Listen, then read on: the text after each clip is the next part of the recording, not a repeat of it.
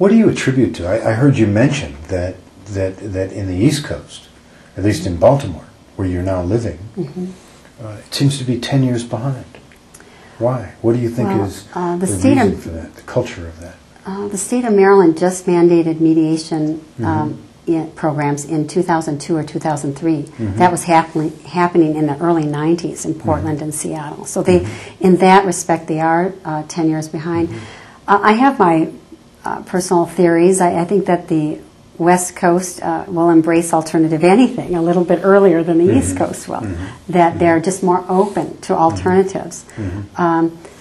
In fact, I think the West Coast seeks out alternatives. They were probably further ahead in alternative medicine. You can find certain alternatives in healthcare on the West Coast more readily than you can on the East Coast. So they're just a little bit quicker to go the less beaten path. And out East, there is a more, in my experience, more aggressive litigation.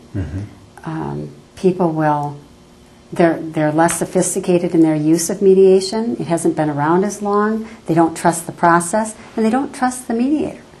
I was doing a presentation for a national carrier with their complex claims directors, and I asked all 50 of them, what is your biggest problem and challenge in getting cases resolved?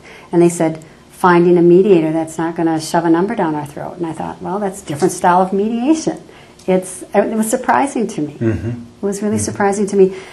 People think that mentioning mediation is a sign of weakness out East. It suggests compromise, and we don't ever say we're going to compromise. The cases tend to settle more on the courtroom steps out there.